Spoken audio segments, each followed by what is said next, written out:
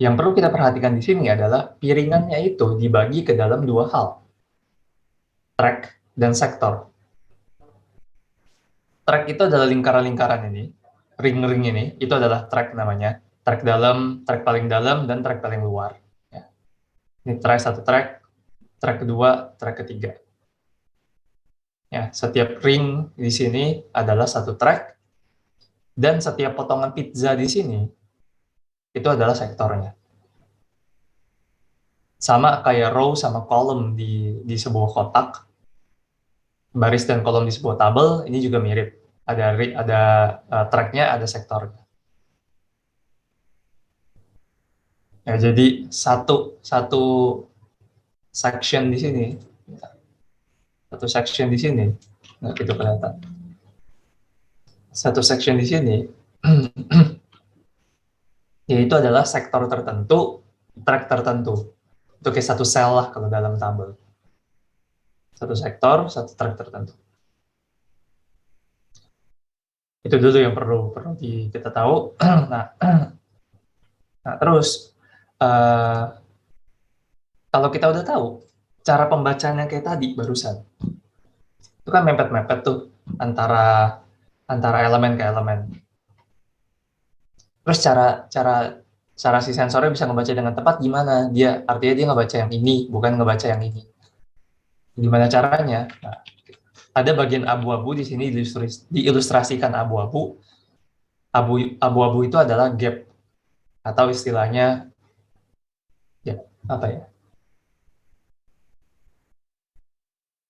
Guard atau apalah. Oke, kayak kayak eh, area yang sengaja dikosongin. Area yang sengaja dikosongin antar track dan antar sektor. Tujuannya buat apa ya? Supaya menjaga nggak ada salah baca aja data. Jadi nggak full semua area ini dipakai, enggak. Antara track ada ada gapnya, antara sektor juga ada gapnya.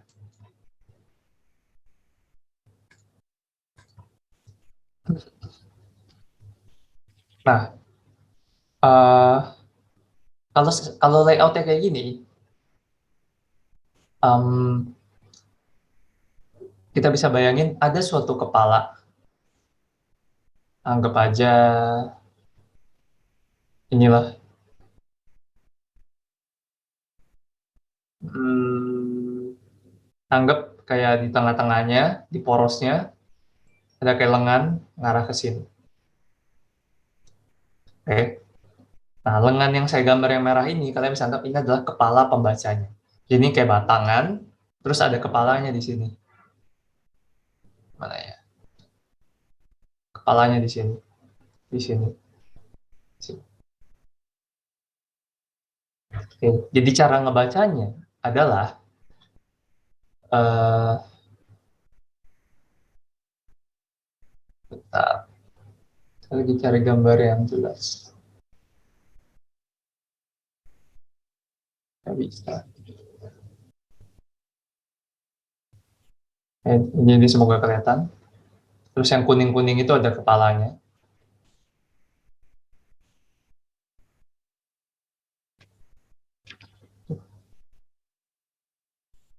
Ini ada kepalanya, ini ada kepalanya, ini ada kepalanya.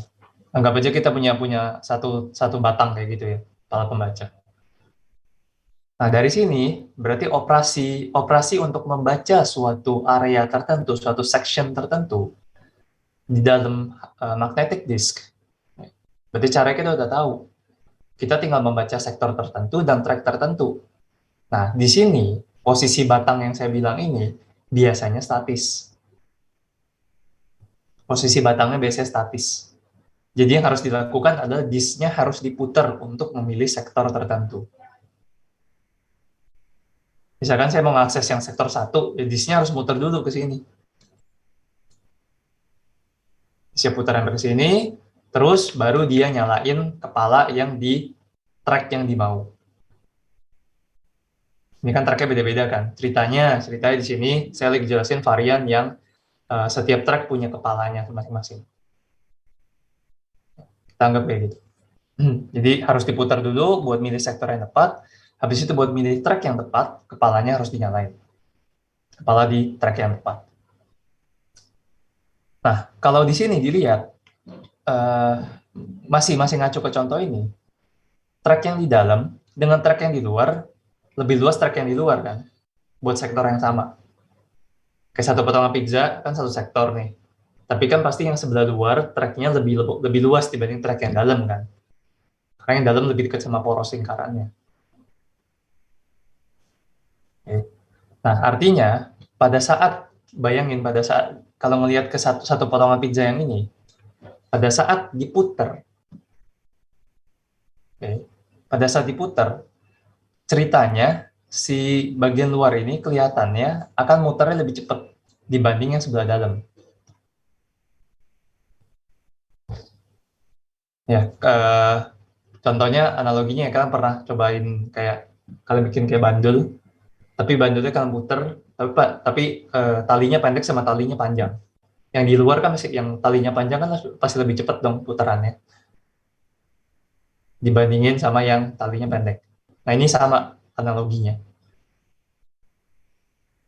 Pada saat si ring ini, si disk ini diputar, kelihatannya kecepatannya memang di luar ini akan lebih cepat dibanding yang di dalam.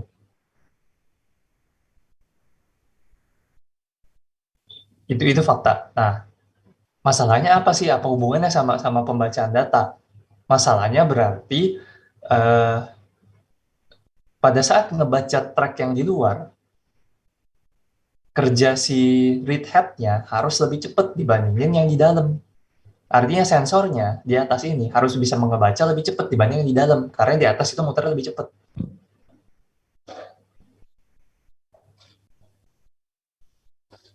Oke, nah skema barusan itu disebut skema constant angular velocity.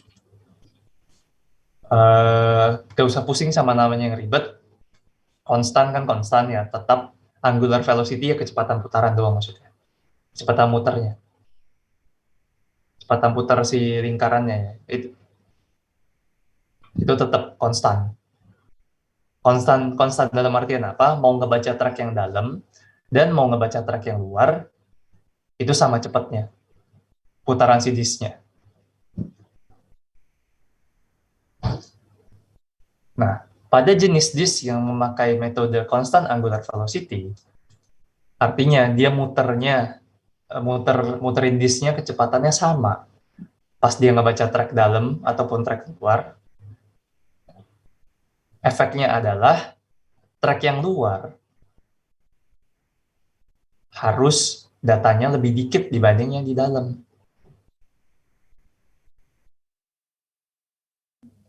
Mungkin bayangannya gini. Bentar, sorry. Tadi saya jelasin kayaknya agak loncat-loncat. Jadi kayak gini. Ya hilang. Sebentar.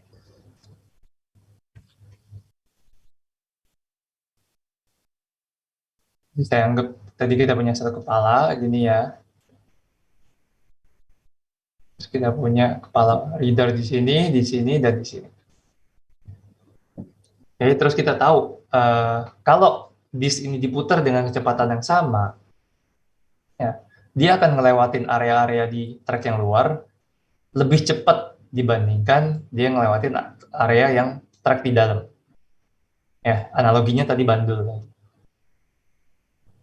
Nah, dalam skema seperti ini, yang bisa dilakukan,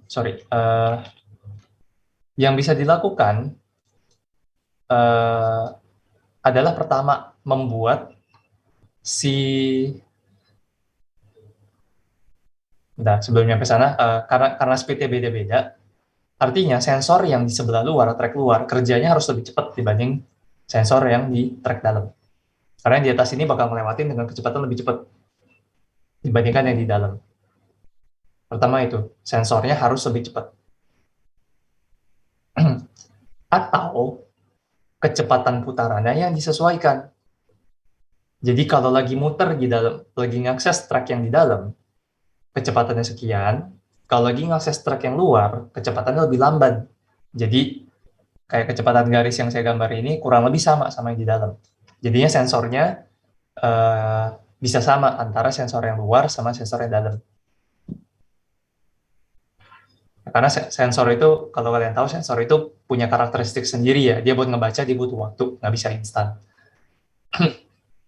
Butuh waktu lah berapa nanosecond, berapa millisecond, berapa microsecond, tetap perlu waktu. Jadi antara dua pilihan tadi, antara di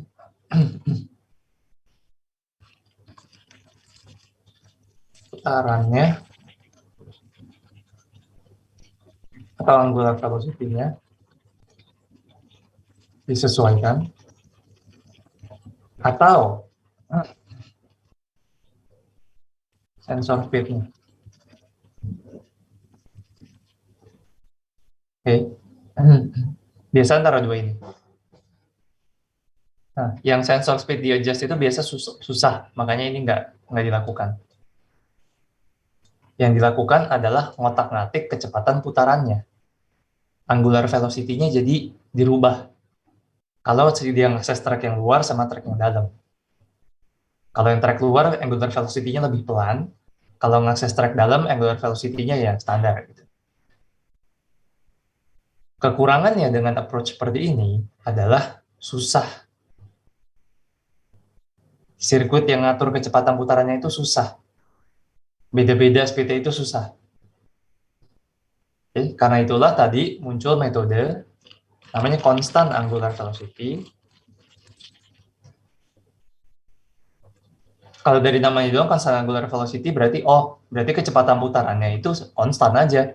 Mau ngakses track luar dan track dalam nggak ada bedanya speednya. Nah berarti balik lagi dong ke masalah tadi, kecepatan di track luar lebih cepat dibanding track dalam. Kecepatan kelewatinnya ya, kayak gitu. Nah karena itulah di track luar, kalau kita pakai constant angular velocity, jarak antar data, jarak antar bit, itu bedanya lebih jauh. Jadinya kalau di track luar ya, jaraknya segini. Kalau di track dalam, mungkin jaraknya segini doang. Deket. Nah, tapi karena kita tahu kecepatan muternya kurang lebih sama, artinya waktu yang dibutuhin di track dalam untuk nyampe titik kiri ke titik kanan, dibanding sama waktu yang dibutuhin untuk nyampe titik sini ke titik sini, di track luar, sama jadinya dua ini. Karena tadi track lu ya yang kayak bandul tadi ya, yang sebelah luar ya pasti kelihatannya lebih cepat jadinya muternya. Waktu yang dibutuhin sini sama, ini T, ini juga T, sama waktunya. Efeknya kayak gini, kalau kita pakai constant angular velocity, setiap jarak bit di antara track luar lebih jarang. Efeknya apa? Track luar lebih banyak area kosongnya. Efeknya apa lagi? Artinya ya sayang, track luar banyak space yang kebuang, jadi nggak padat datanya. Jadi bit yang disimpan pun nggak bisa banyak. Kalau pakai constant angular velocity. Sampai sana ada pertanyaan?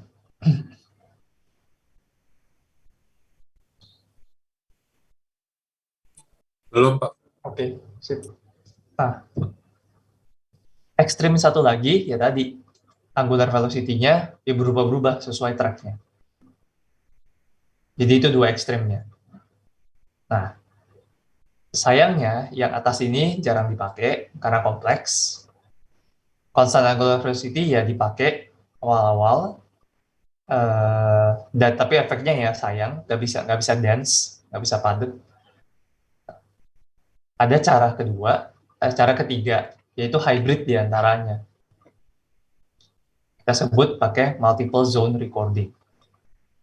Jadi ini adalah hybrid antara constant angular velocity sama angular velocity yang beda setiap track-nya.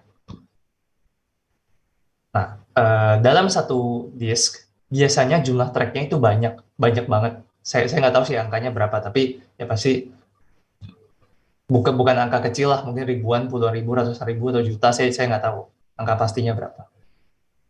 Bayangin kalau si pemutar disknya itu harus nyiapin angular velocity yang berbeda buat setiap track. Buat track yang jumlahnya sangat banyak gitu. controllernya kompleks itu, elektronik dan mekanikanya kompleks buat bisa ngatur speed yang berbeda sampai sejauh itu, sampai sebanyak track itu. Makanya di kanan ini kita lihat istilahnya multiple zone recording, tapi sebenarnya kita bisa anggap itu adalah hybridnya constant angular velocity sama angular velocity yang berbeda setiap track. Di sini sekelompok beberapa track ya yang nyambung, yang nempel-nempel barengan dikelompokin jadi sesuatu yang namanya zone. Oke. Nah, setiap zone ini pada saat dibaca, nah, baru di-adjust si angular velocity-nya. Jadi, gampangnya adalah kita punya angular velocity yang berbeda untuk setiap zone dibandingkan untuk setiap track. Makanya tadi saya sebut hybrid. Jadi ya masih ada constant angular velocity-nya, tapi ada juga yang fleksibelnya. Jadi dibanding dia siapin angular velocity yang berbeda buat setiap track, dia siapin yang berbeda buat setiap zone. Karena zone adalah sekelompok track, otomatis yang lebih dikit variasi dari angular velocity yang diperlukan. Kayak gitu. Jadi dalam satu zone ini, ya, si disk-disknya ini, si track-tracknya ini, punya bit dan punya jumlah bit yang sama, kurang lebih. Bit track yang dalam udah pasti punya bit yang lebih dikit. Track yang luar pasti punya bit yang lebih banyak. Dan antara track dalam dengan track luar, jarak antar bitnya juga berbeda.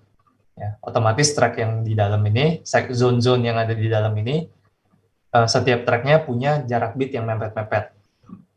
Zone yang paling luar, sama nggak ya?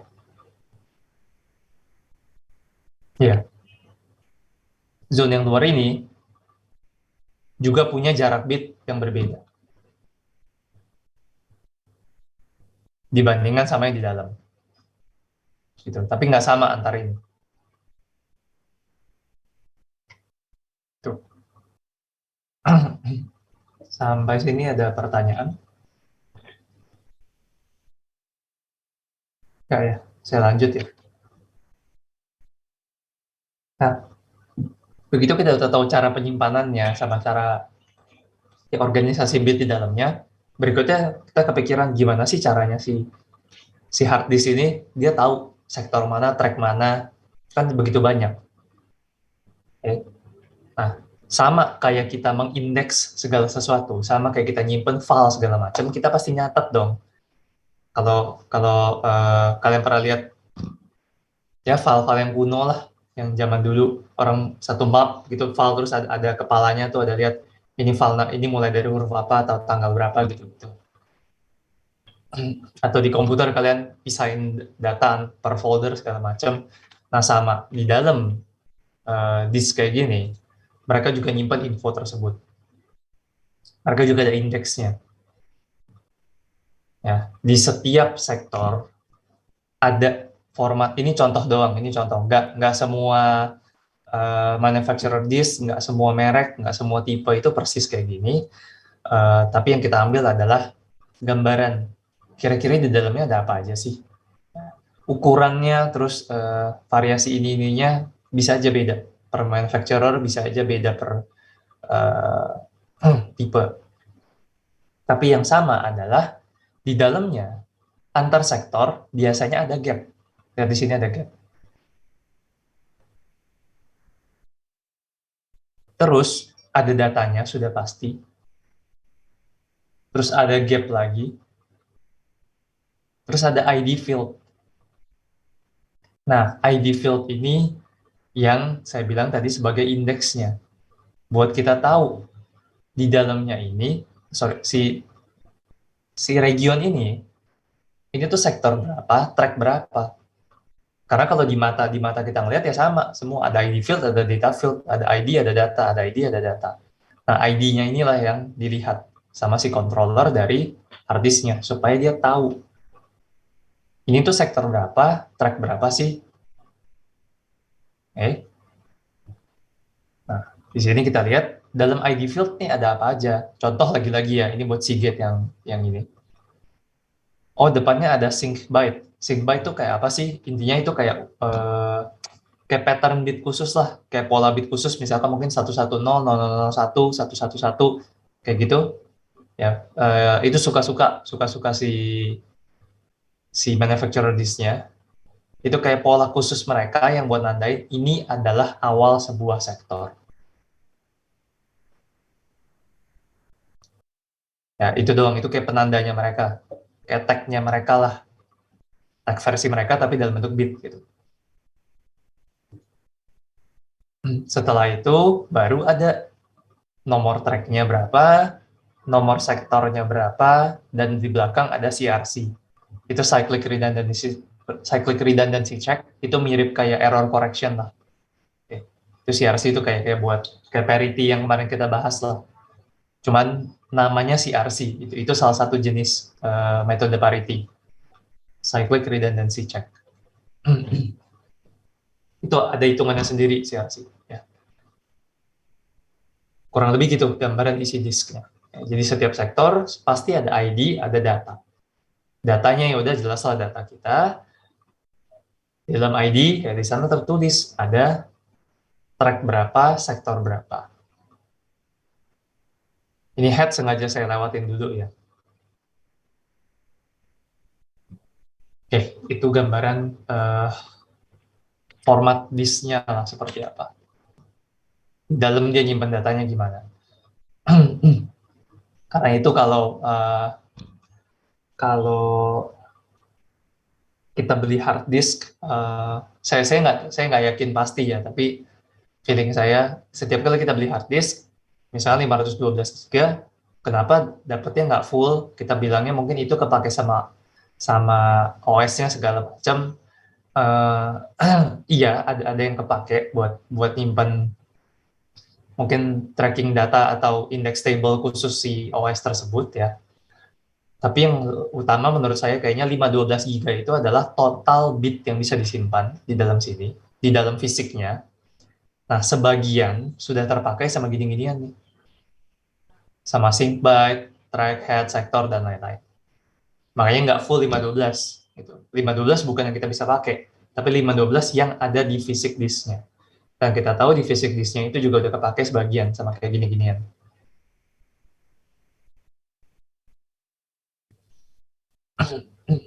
Oke, tuh. Nah, kita udah tahu dasar cara kerja magnetic disk. Sekarang kita akan lihat beberapa karakteristiknya magnetic disk. Gitu. Variasi dari magnetic disk. Kita akan bahas mulai dari head motion, disk portability-nya, side, platters, sama head mechanism. Kayak ini simple doang, cuma ngebahas kayak variasi karakteristiknya aja. Pertama, kepala pembacanya itu bisa bergerak atau tetap. Ya, yang tadi saya kasih contoh, yang tadi kita bahas, yang per track ada kepalanya, itu adalah yang fixed head. Kepalanya diem, kayak batang kan, udah diem aja terus ada kepala pembaca buat setiap track. Kalau kepalanya bisa berubah posisinya, movable, itu dia jadi bisa naik panjang, naik turun.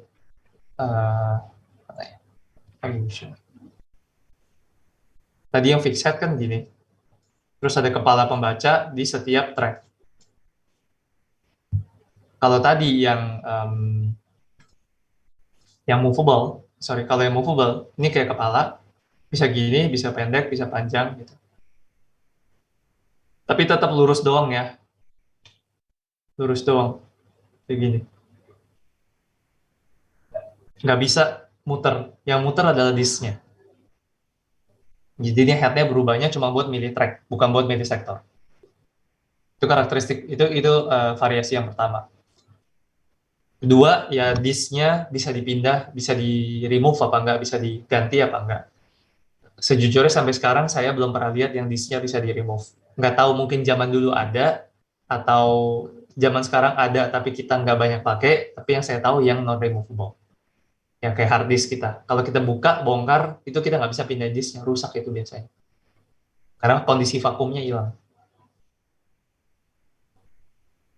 Nah, jadi hard disk sekarang yang modern yang kita punya, itu biasanya satu kotak itu, dalamnya ada disk tuh di dalamnya. Nah, kotak itu bisa vakum tuh dalamnya. Kalau kita bongkar, habis itu ya kita nggak bisa pakai lagi umumnya. Bukan variasi yang bisa dipindah. Nah, berikutnya ada juga magnetic disk yang punya multiple platter. Kalau dari tadi kan kita ngomong kita punya satu disk doang. Sekarang kita punya banyak disk kayak gini. Nah, di setiap disknya itu ada satu surface sendiri.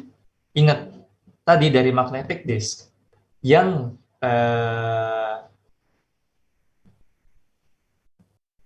nyimpen data bukan si piringannya, tapi lapisan di atas piringannya.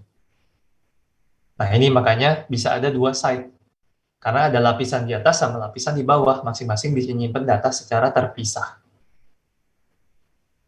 Okay? Dan kalau kita susun dalam multiple platters ya kayak gini. Ya, anggap aja ada kayak satu apa? Ya tumpukan, banyaklah tumpukan gini. Terus di tengah-tengahnya masing-masing ada head buat ngebaca. Ngebaca yang area yang apa? Lapisan yang area bawah dan lapisan area atas, gitu-gitu aja. Okay.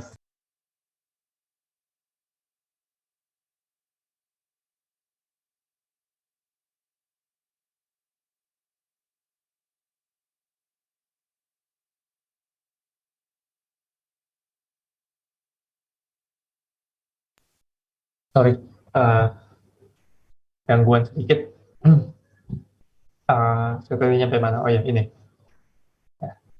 Ini konfigurasi multiple platters. Aslinya, saya nggak tahu sih yang disk-disk yang modern sekarang kita pakai ada kayak ginian apa enggak. Tapi aslinya yang pasti kita tahu jaraknya tuh nggak sejauh itu. Jaraknya tipis banget. Ya, semua ini digedein biar kita gampang ngelihat, gampang ngebayangin. Tapi aslinya itu mungkin platternya antara platter ke platter sangat tipis jaraknya.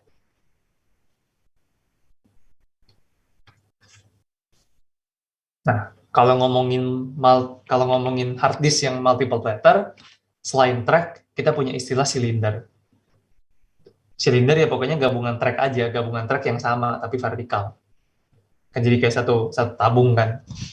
Itu aja. Jadi kalian anggap aja kita punya empat platter, masing-masing ya track dari lokasi yang sama di masing-masing platter itu digabungin jadi satu silinder istilahnya.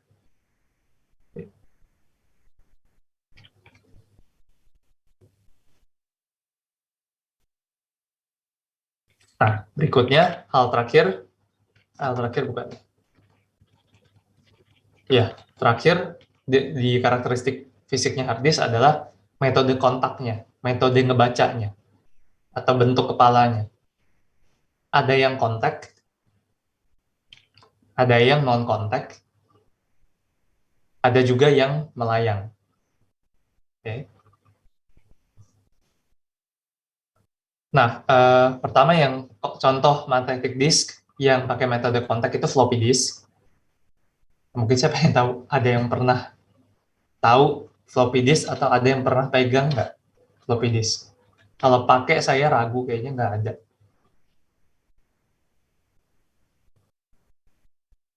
Ini mah pernah lihat nggak? Apa? Sorry, pernah ya? Pernah. Pakai? Pakai enggak? Iya, harusnya udah enggak ya. Kalian angkatan 2021. Iya, udah enggak. Ini pas zaman kalian komputer ini udah hilang kayaknya. Ya, ya floppy disk kalian pernah lihat itu dulu. Saya pernah pakai kapan ya?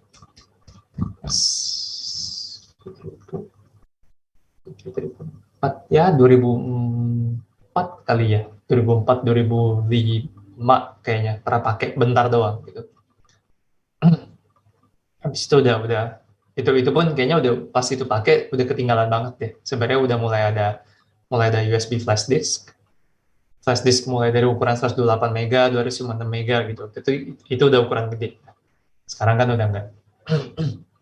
Tapi ini contoh doang. Floppy disk itu salah satu magnetic disk yang metodenya kontak. Artinya antara disk sama kepala pembacanya, mereka itu kontak. Beneran nyentuh ke sana untuk membaca. Oke. Nah, satu varian lagi non-kontak. Jadi kayak yang tadi gambaran yang awal-awal kita lihat, kalian anggap ada platter, terus di atasnya ada kepala pembacanya. Nah, kepala pembacanya itu dengan si disknya itu ada jarak. Dan jaraknya udah fix. Jadi jaraknya udah fix. Makanya, kalian bayangin, kalau kita punya hard disk, kenapa kalau dia jatuh, segala macam, bisa rusak? Ya karena itu. Bisa aja, yang paling penyebab rusak paling umum adalah si kepala disknya, kepala pembacanya, kena sama si kontak sama si disknya. Padahal nggak boleh harusnya. Nah, itulah yang bikin rusak. Nah, berangkat dari sana, muncul varian lagi, satu lagi, hybrid di tengahnya, itu Winchester hard disk. Ya. Nah, ini yang kita lihat sekarang di hard disk modern. Unitnya itu harus sealed, vakum yang saya bilang. Terus dia punya satu atau lebih platters. Dan pertanyaannya adalah kenapa dia perlu vakum? Nah, karena kepala pembacanya itu dengan jarak kepala pembaca dengan si platternya itu sangat tipis. Dan awal-awal mereka itu kontak. Jadi kepala pembacanya itu tulis di sini nggak? Kepala pembacanya tuh cuman kayak apa ya? Kalian bisa anggap kayak kertas film lah, kertas film.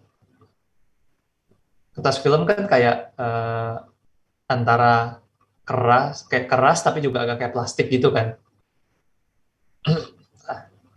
Saya anggap kepala pembacanya kayak gitu, tipis. Nah, awal-awal begitu disknya nggak muter, pas disknya nggak muter, kepalanya itu nempel sama kepalanya ya kayak kertas film kan loyo kan, dia pasti nempel, dia pasti jatuh ke bawah, nempel sama si disknya. Begitu disknya mulai muter, di kondisi seperti itu dia akan ngasih angin, anginnya itu ngangkat kepalanya, nah, kepalanya jadi melayang-layang, dia melayang lah di atas si disknya. Dan kepalanya itu bisa dipakai buat ngebaca. Nah, gitu gambarannya, itu Winchester hard disk. Karena itulah dia perlu kondisi yang seal. Karena mekanisme itu harus ada. Begitu dia muter, generate angin, anginnya bisa pakai buat mengangkat kepala pembacanya. Oke, dan itulah yang banyak kita lihat sekarang lah harusnya. Oke, cuma variasi perkembangan hard disk-nya, nggak akan kita lihat.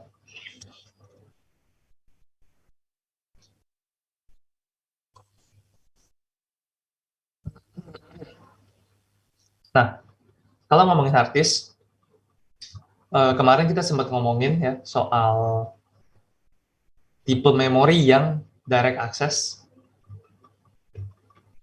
tapi perlu access time.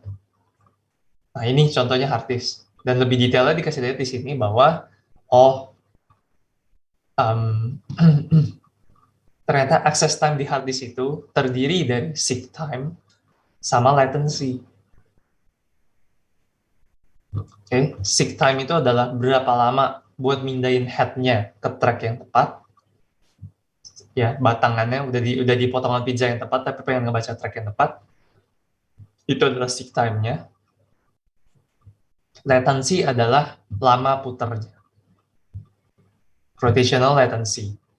Berapa lama sampai si sektornya itu berada di dalam area head-nya. Itu rotational sama seek time-nya. Terus kita juga tahu istilah transfer rate, berapa lama waktu yang diperlukan buat transfer datanya setelah mereka sudah berada di track yang tepat dan sektor yang tepat. Nah, dari sana kita bisa lihat gambaran umum kalau kita pengen minta data ke suatu disk.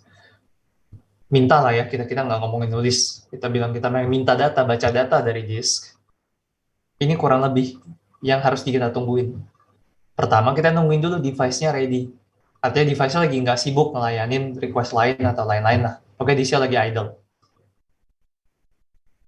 Kita tunggu sampai disk-nya idle. Setelah kita tahu disk-nya idle, berikutnya tergantung tergantung di komputer kita pakai skema seperti apa, I/O module seperti apa, koneksinya seperti apa, mungkin kita perlu nunggu channelnya. Contoh paling umum, kemarin bayangin kita pakai shared bus. Gantian ngakses datanya. Oke, kita harus nungguin channelnya. Setelah itu, setelah kita dapat channel, kita dapat device-nya, ya udah, berarti saat itu ya baru kita bisa mulai.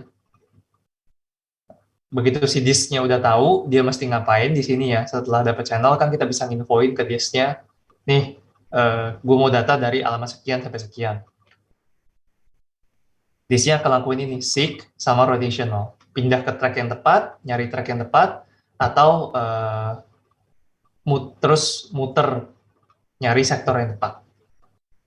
Setelah itu baru dia ngelakuin data transfer. Jadi ini semua adalah hal yang harus kita tunggu. Nah, poin yang pengen di-highlight di sini apa? Bagian sini bisa diselesaikan dengan atau bisa di-improve dengan arsitektur dan organisasi yang baik dari komputernya.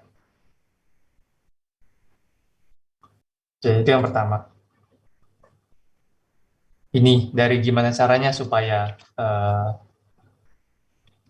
gampangnya kayak ini nggak bisa sih soalnya. Ini dari perspektif CPU bisa dengan metode yang kemarin kita nungguin, kita nggak nungguin device-nya, kita cuma bilang CPU cuma bilang nih, gue mau data ini segala macam, ya, supaya CPU-nya nggak sibuk nungguin ini, habis itu CPU bisa tinggal. Itu improvement pertama. Yang di sini adalah improvement di sisi interkoneksinya. Gimana caranya sih? Mungkin kita nggak usah pakai shared bus, kita mungkin bisa pakai kayak kemarin, point-to-point interconnect misalkan. Nah, region yang sini, ini dikembangin sama teknologi eksternal memorinya.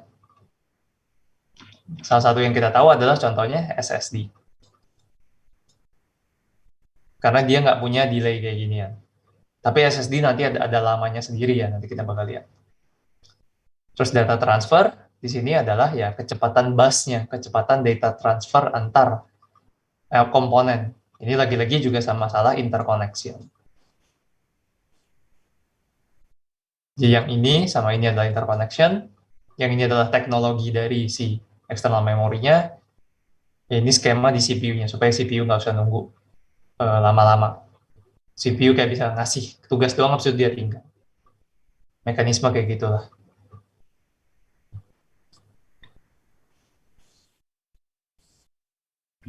Nah, sampai situ ada pertanyaan?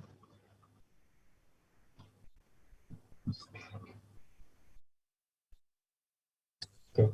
Kalau nggak ada, lanjut ke RAID. Ada yang pernah dengar RAID di sini? Atau ada yang pakai di rumah?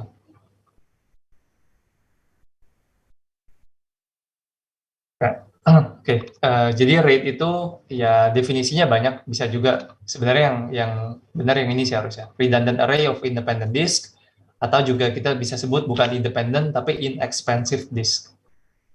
Kenapa sebutannya gitu? Padahal kenyataannya RAID mahal ya. Karena RAID itu sebenarnya konsepnya adalah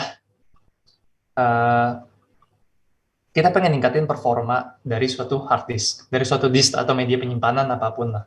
Tapi umumnya dipakai buat hard disk atau SSD sebenarnya. Ya. Antara dua itu. Tapi ningkatin performa suatu komponen di komputer secara vertikal itu susah. Nanti kalian akan sering dengar istilah vertical scaling sama horizontal scaling. Vertical scaling itu artinya kapabilitas suatu elemen itu ditambah. Misalkan, contohnya pekerja di suatu pabrik, kalau kita vertical scaling, kita bikin pekerjanya makin jago. Kalau kita pakai horizontal scaling, kita tambah pekerjanya. Udah itu aja, definisi horizontal scaling sama vertical scaling.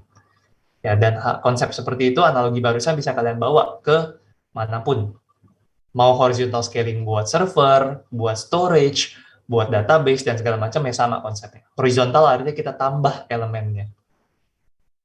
Kita tambah elemennya supaya performanya makin baik. Performanya makin baik dari sisi apa? Kecepatan, karena makin banyak yang ngelayanin. Redundancy atau availability atau reliability lah apapun itu, supaya data kita nggak hilang kalau dari segi storage ya. Karena kalau kita punya banyak hard disk, kalau ada yang rusak masih ada yang lain lagi. Oke? Kurang lebih itulah gambaran utama fungsi dari RAID. Biasanya buat tingkatin kecepatan atau buat redundancy, buat backup istilahnya. Tapi backupnya tuh nggak kelihatan sama kita. Karena backupnya tuh kayak di background lah, kita nggak tahu. Oke. Jadi itu konsep RAID. Dia menggunakan banyak hard disk, dia adalah jenis horizontal scaling buat storage. Dia pakai banyak hard disk atau pakai banyak SSD, pakai banyak storage. Dan banyak storage, banyak hard disk atau banyak SSD tadi, itu diabstraksi sama sebuah software. Jadi seolah kelihatannya kayak satu hard disk doang, atau satu SSD. Padahal di bawahnya ada banyak. Itu konsep RAID. Dan konsep abstraksi barusan itu juga berlaku buat horizontal, buat manapun. Misalkan kita horizontal scaling database atau horizontal scaling server, sama di mata kita sebagai orang yang akses tadi service yang udah horizontal scaling, kita ngelihatnya kayak itu satu komputer, itu satu hard disk, itu satu database. Sebenarnya di bawahnya itu ada banyak. Ya, jadi kayak kita ngelihat pabrik isinya ada 100 pekerja, tapi buat kita di mata kita akan lihat, oke ini satu pabrik aja. Dia bisa ngasilin berapa? Dia bisa ngasilin berapa banyak barang per jam atau apa? Itu. Sama kita ngelihat rate, kita tahu kita tahu di bawahnya ada banyak hard disk mungkin, banyak SSD. Tapi kita nggak peduli. Yang kita peduli adalah semua hard disk, semua SSD tadi dilihat sebagai satu kesatuan. Dan yang bisa bikin mereka sebagai satu kesatuan, itu yang penting adalah ada software yang mengatur hal tersebut. Istilahnya di sini sering disebut sebagai array management software. Gimana sih? Array management software. Di sini ini gampang yang kalian lihat. Kita punya beberapa disk di sini di mapping oleh array management software sehingga terlihat buat kita sebagai user cuma sebelah kiri. Kita nggak peduli ada sebelah kanan ada berapa disk, data kita tersebar di disk 1, disk 2, disk 3, kita nggak peduli. Yang kita lihat cuma satu sebelah kiri. Oke. Nah, sekarang kita bakal lihat beberapa variasi rate dari 0 sampai 6. Nggak ada yang bilang rate 0 lebih bagus dari rate 1, lebih bagus dari rate 2, atau rate 6 paling bagus. Enggak. Atau nunjukin apapun, enggak. Itu istilah kayak, saya juga nggak tahu kenapa mereka nomorin, tapi ya itu variasi yang beda aja. Variasi gimana cara mereka nyusun disknya, atau disk-disk yang redundant tadi, yang ekstra tadi, dipakainya buat apa. Oke. Kita lihat dulu yang dari rate 0. Mungkin saya akan pakai gambar aja lebih gampang. Rate 0 tujuannya bukan buat backup. Rate 0 tujuannya buat performance. Kelihatan dari mana? Kalian lihat di sini. Data yang kita punya akan dipecah dan disebar ke dalam semua disk yang kita punya di dalam RAID. Di sini ceritanya kita pakai RAID 0, terus kita punya 4 disk. Data yang kita punya akan disebar ke seluruh disk. Tujuannya di sini sudah jelas buat performa speed doang, bukan buat backup. Karena kalau disknya satu rusak di sini, kita lihat,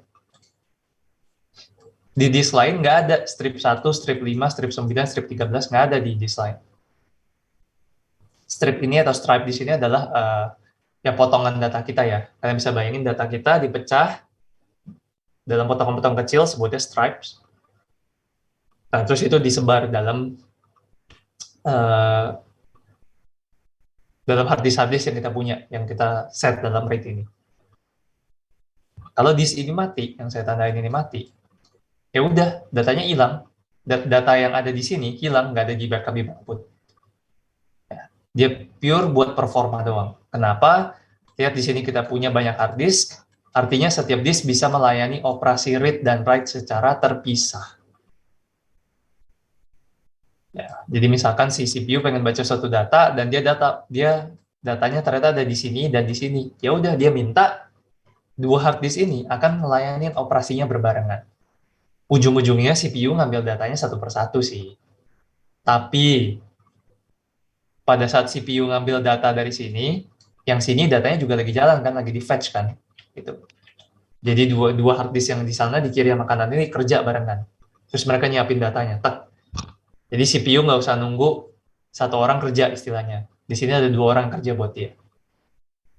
Kalau datanya yang diakses ternyata ada di 4 hard disk ya lebih bagus lagi, lebih cepat. Ya, itu kurang lebih gambaran RAID 0. Ada pertanyaan sampai situ?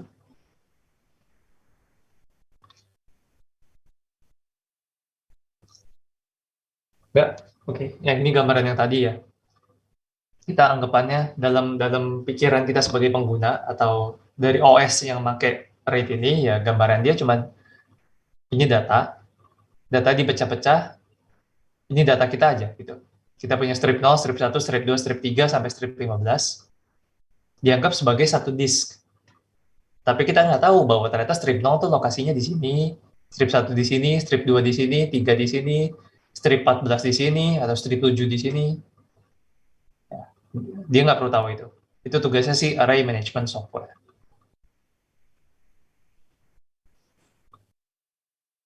Nah, berikutnya RAID 1. RAID 1 adalah mirror disk. Datanya itu sama. Data kita di strip dulu. Data kita dibagi dalam potongan-potongan lebih kecil. Terus potongan-potongannya itu dipisah di dalam disk yang berbeda. Nah, bedanya dengan RAID 0 adalah kalian bisa bayangin RAID 1 adalah RAID 0 yang di copy. Jadi kalau di sini kita pakai RAID 1, kayak gini konfigurasinya kita butuh 8 disk. Jadi setiap kumpulan ini adalah RAID 0, ini adalah RAID 0, tapi kayak digabung jadi satu.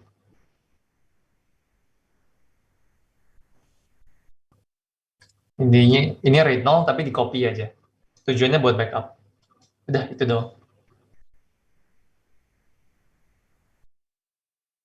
Itu RAID 0. Itu RAID 1, sorry. Nah, berdasarkan skema seperti itu, karakteristiknya kayak gimana sih RAID 1? Ya. Setiap kali kita mau nulis, setiap kali kita mau nulis, setiap kali kita mau baca, selalu baca dari dua-duanya. Performanya yang lebih bagus, cepat. Kalau ada data yang rusak gimana? Gampang. Kan ada backupnya persis, di copy sama persis di sini. Ya udah tinggal diambil aja ditukar aja, misalkan yang ini rusak nih. Ya udah masih ada yang ini.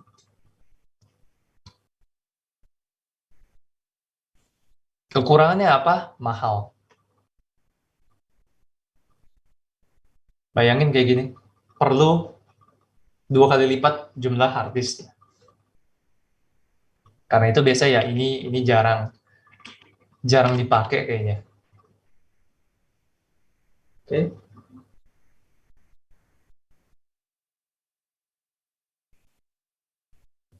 Nah, berikutnya RAID 2. Konsepnya sama ya. Cuman yang beda di RAID 2 dibandingin sama RAID 1 dan RAID 0 adalah ukuran stripes-nya. Ukuran stripe di RAID 2 itu umumnya kecil, bahkan sampai 1 byte. Nah, makanya di sini sebutannya B. Mungkin buat ngebedain kali ya.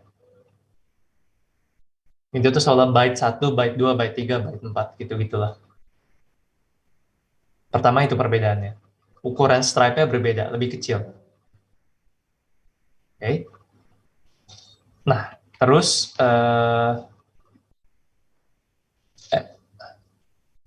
selain 4 hard disk buat nyimpen data,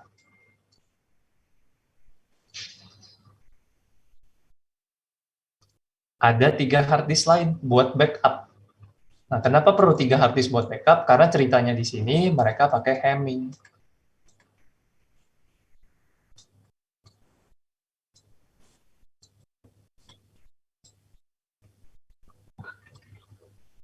Kalian ingat kemarin di Hamming code, kalau kita punya 4 bit, kita perlu 3 bit buat nyimpan si parity-nya. Jadi seperti itu. RAID 2. Ini buat datanya, ini buat parity-nya, pakai Hamming code. Dan kerugiannya apa? Sama, mahal. Karena dari skema Hamming code kemarin ya, kita butuh jumlah disk yang besar juga buat nyimpan parity. Jadi kita bisa anggap di sini bahwa dari data yang di sini akan dibikin parity 3 bit terus disimpan di disk yang terpisah gitu. Jadi setiap bit dari sini, sini, sini, sini dimasukin ke pola Hamming code yang kemarin. Terus keluarlah 3 bit kan Hamming. Nah, ini taruh di sini, dan di sini.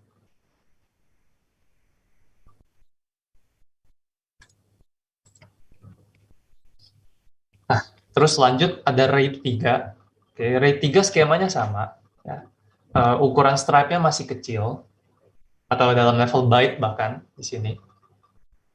Tapi parity bit-nya cuma disimpan dalam sebuah disk aja. Skema parity bit yang dipakai adalah skema parity bit yang simple, yaitu XOR dari semua di sini. Oke, jadi anggap kita punya 1 bit dari sini, 1 bit dari sini, 1 bit dari sini, dan 1 bit dari sini. Oke. 4 buah bit ini akan di XOR buat disimpan di sini. Contohnya kayak gini, X3i, X2i, X1i, X0i, ya. Dari 4 buah hard disk ini di XOR jadi X4. X4 ini adalah parity bit yang akan disimpan di sini. Lanjut, ini kan tadi kita baru ambil 1 bit kan dari setiap hard disk kan, ambil bit keduanya. Sama, 4 bit ini bakal di XOR-in lagi, disimpan di sini. Jadi posisinya persis. Bit pertama di sini dengan bit pertama di sini, dan di sini akan dihitung parity-nya dan disimpan sebagai bit pertama di sini. Bit kedua di sini, sini akan dihitung sebagai akan dihitung parity-nya dan ditaruh sebagai bit kedua di sini dan seterusnya. Nah, jadi posisinya persis. Jadi nyarinya nggak susah, oh ya parity buat bit ini ada di mana ya? Nggak usah pusing. Ada di lokasi yang sama. Seperti itu. Nah, terus cara ngembaliinnya lagi, gimana? Asumsi di sini, ini kan tadi rumus yang kita pakai buat ngedapetin parity bitnya. Cuma di XOR-in doang antara bit sini, sini. Anggap ini saat ini fail. Okay. Anggap ini fail. Nah, si X1 ini bisa di-recover dengan ini aja. Di XOR aja sisanya.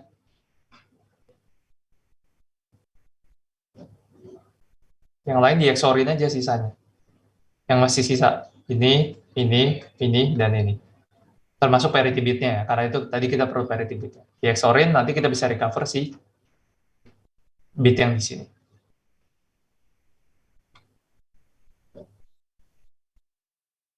Oke, itu RAID 3.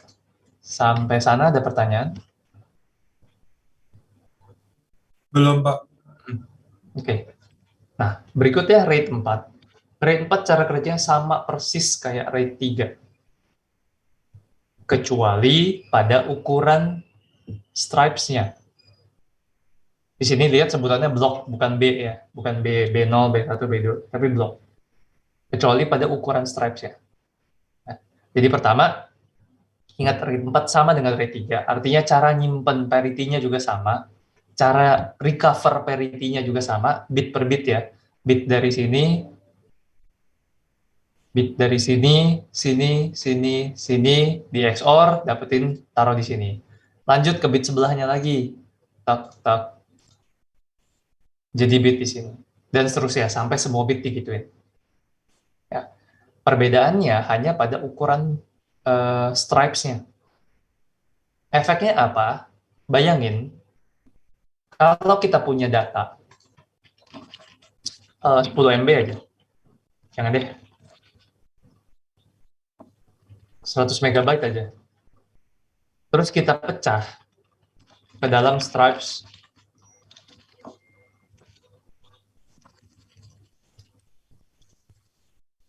Apa yang berbeda?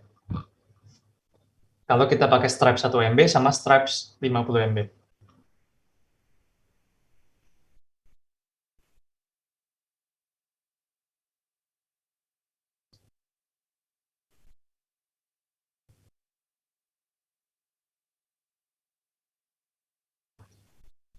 Kira-kira ada yang mau menjawab apa bedanya?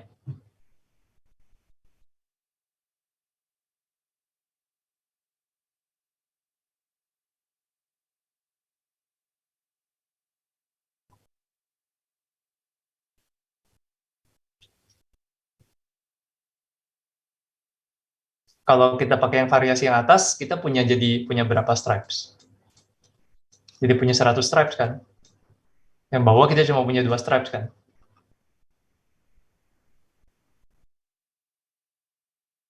Efeknya adalah kalau kita pakai yang atas, yang ini yang stripes ukuran 1 megabyte, data kita pecah dalam potongan-potongan kecil ukuran 1 megabyte, data kita artinya akan tersebar di seluruh hard disk yang ada di sini kan? Pasti ada di sini, di sini, di sini, di sini.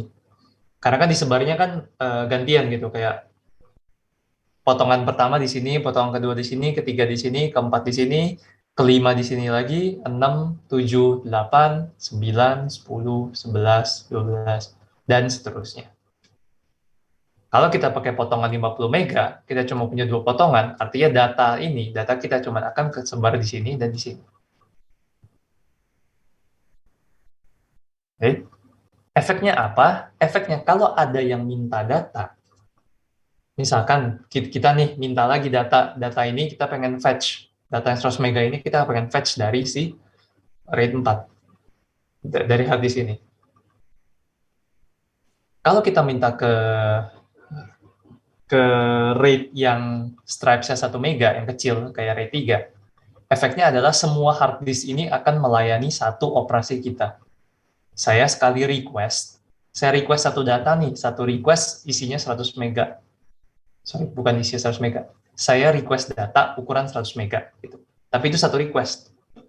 Dalam satu request tersebut, keempat hard disk yang ada di sini akan melayani request tersebut. Kalau saya pakai skema yang ini. Kalau saya pakai skema yang bawah, kalau saya minta datanya, yang ngelayanin saya cuma 2 hard disk di sini. Nggak semua hard disk ngelayanin. Dari segi performa, kira-kira mana yang lebih bagus? Stripe 1 MB. Oke. Sekarang saya tambah pertanyaannya. Kalau request data kayak gini ada banyak, kira-kira mana yang lebih bagus? Requestnya banyak, bukan bukan ukuran requestnya.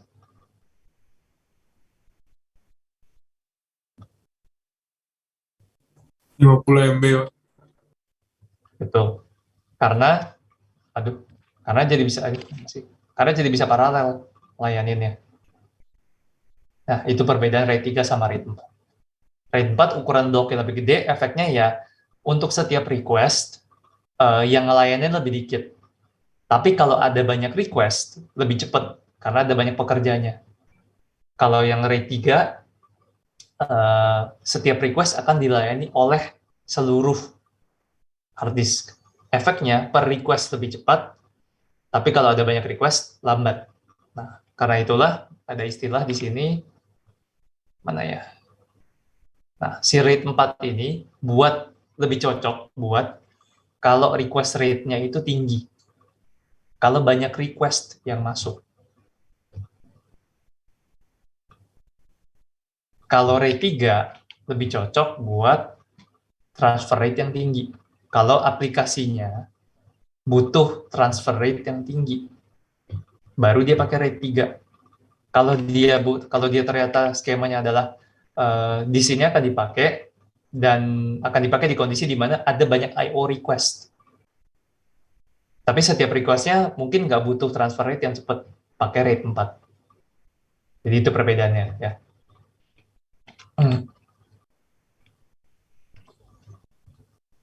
Oke, selanjutnya RAID 5. Oke, RAID 5, RAID 6, mereka semua pakai ukuran blok yang sama kayak RAID 4, yang gede. Bukan stripes yang kecil kayak RAID 2 dan RAID 3. RAID 5 yang sama kayak RAID 4, bedanya kalian lihat di sini adalah parity-nya itu ikutan disebar di dalam semua hard disk. Jadi kalau tadi RAID 4 kan semua semua parity disimpan di satu disk. Kalau ini disk ini mati kan ribet. Saat ini parity-nya disebar. Metodenya round robin juga, giliran.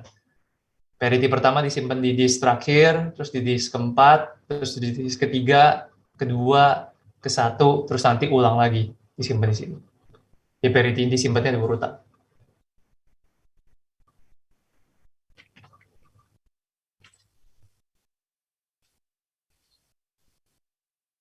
Buat RAID 6 sama, cuman kali ini parity-nya ada dua.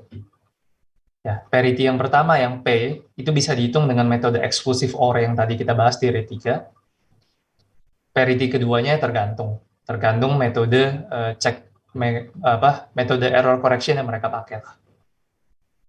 Jadi RAID 6 tuh kayak RAID 5 cuma ditambahin satu parity check lagi. Kekurangannya ya dia butuh satu hard disk lagi tambahan, tambah dua. Kalau RAID 5 kan cuma butuh satu tambahan hard disk, kalau RAID 6 ya butuh dua. Cuman efeknya dengan kita nambahin parity, tambahan di sini sudah pasti dia bisa support lebih banyak error. Kalau lebih banyak error ya dia lebih bisa nanganin lah. Gitu.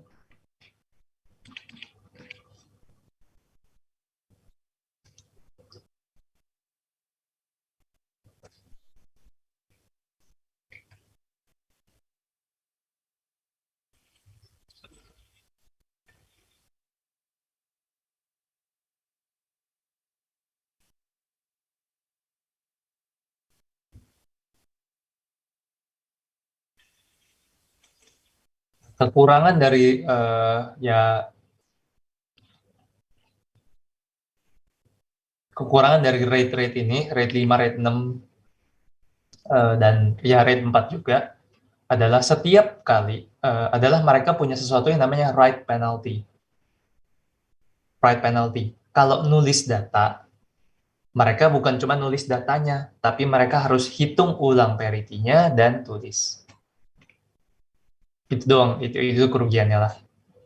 Ya.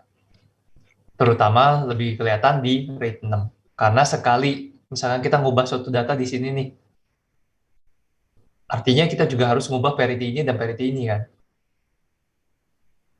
Ada hitungan lagi, terus ada nulis lagi ke di sini dan nulis ke di sini lagi. Nah, itu write penalty-nya.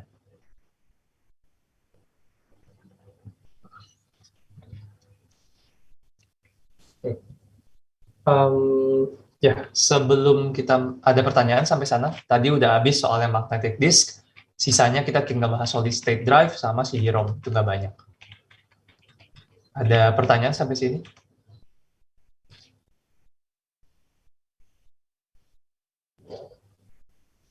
Enggak? Oke. Kita lanjut ke yang solid state drive, tapi mungkin kita break 3 menit, 4 menit ya, untuk silakan bagi Anda yang mau ke toilet atau minum atau apa dulu. Saya juga perlu ke toilet soalnya. Jadi, kita balik lagi 9.25. Ya.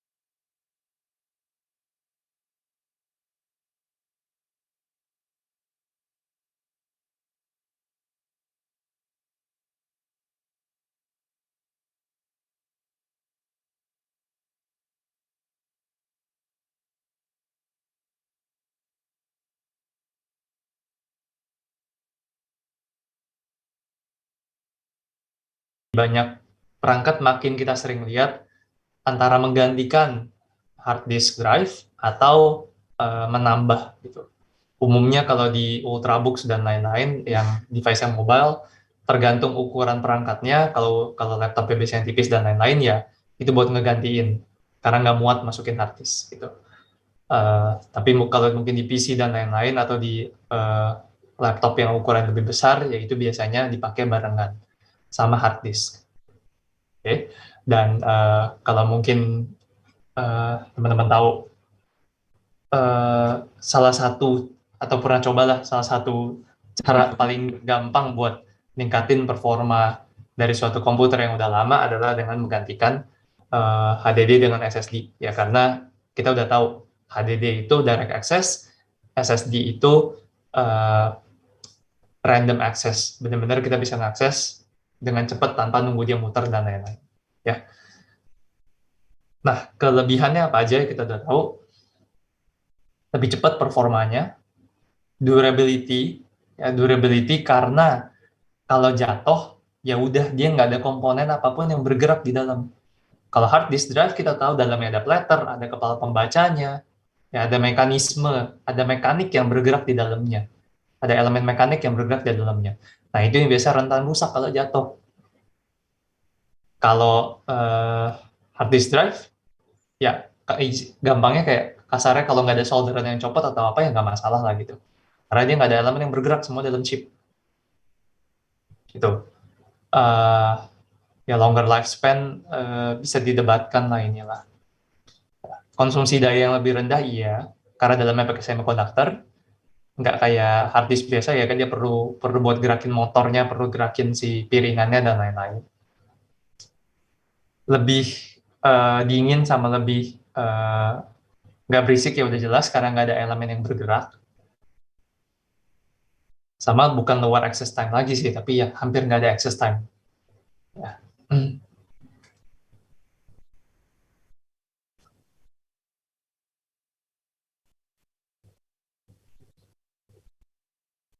Nah, struktur umum SSD itu seperti ini ya, sebelah kanan, sebelah kiri itu komputernya atau host system yang akses. Kita punya OS ya ada file system sama I/O driver, terus ada interface. Okay? Interface ya benar-benar interface yang dipakai buat connect antar SSD sama host system. Misalkan lewat USB, lewat SATA, segala macam itu adalah interface-nya. Nah, di sini SSD pertama kali ngobrol sama host system melalui interface. Lalu dari interface sana, lanjut ke controller. Nah, controller ini adalah intinya si SSD atau otaknya si SSD. Dia yang ngatur kapan eh, kapan mesti baca data, kapan mesti nulis data, kemana, segala macam itu diatur sama controller. Semua. Dan kenapa kayak gitu? Karena controller ini nempel sama interface langsung. Kenapa perlu interface? Kenapa nggak langsung controller? Karena gini, gambarannya setiap manufacturer SSD, setiap merek, setiap tipe, bahkan mungkin mereka bisa aja punya controller yang berbeda. Mereka punya cara ngobrol yang berbeda dengan elemen-elemen di dalamnya. Nah, dari sisi komputer, host system, dia nggak mau tahu dong. Dia ngapain pusingin, oh ada controller A, B, C, ada SSD merek A, B, C, tipe A, B, C, controller mungkin bisa beda-beda. Nah, dia nggak mau, karena itu dibikin sebuah interface yang uniform. Standarnya kita tahu yang tadi saya sebutin. USB, SATA, itu standar interface yang umum. Okay? Itu standar interface yang umum sehingga pada saat host system ngobrol sama SSD manapun, ya dia tinggal perlu ngirim data dengan format tersebut aja. Melalui interface tersebut. Sudah di-define caranya. Nah, selanjutnya nanti tinggal si controllernya yang bisa mengartikan data dari sana. Oke. Nah, dari sini controller akan kerja bareng sama addressing. Addressing itu kalian bisa anggap yang kemarin buat ngakses row sama column yang mana. Ya. Row decoder sama column decodernya itu tuh bagian addressingnya lah. Ya. Terus di dalamnya juga ada elemen buat ngelakuin data buffering atau cache. Jadi cache itu bukan cuma di sini, tapi di dalam SSD-nya pun ternyata ada. Jadi kalau kayak si host system minta data yang sama berulang-ulang, ya udah disimpan dalam cache aja sama si SSD. Jadi SSD-nya bahkan nggak usah ngakses flash memory di sini, ngakses data buffer di sini. Terus biasa ya ada error correction. Sisanya ya udah memory chipnya yang diakses berdasarkan metode addressing di sini. Milih register bank-nya lah, atau milih row sama column yang mana gitu.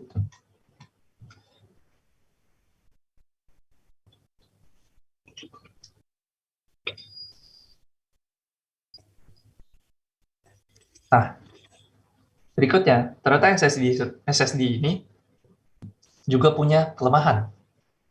Kelemahannya adalah device itu makin lamban seiring pemakaian. Kenapa? Pertama, karena SSD itu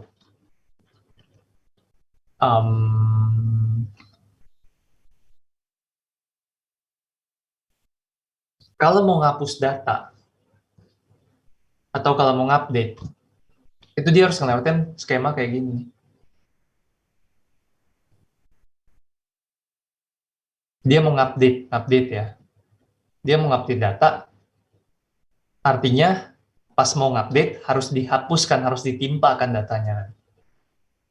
Kita harus tahu ya. Kita mau ngupdate sesuatu kayak kertas, terus ada, sebentar. Ini analogi yang bagus deh. Kalian bayangin kalian punya satu kertas, terus kalian nulis pakai pensil. Oke, anggap itu adalah analogi buat si SSD ini, atau buat si flash teknologinya, flash memory yang kita bahas kemarin ya. Kalian punya satu kertas, kalian tulis pakai pensil. Kalau kalian mau ngupdate tulisan tersebut, kalian hapuskan tulisannya. Kalian nggak bisa langsung nulis di sana, nggak. Kalian harus hapus dulu, baru tulis yang data yang baru di sana. Kayak di sini.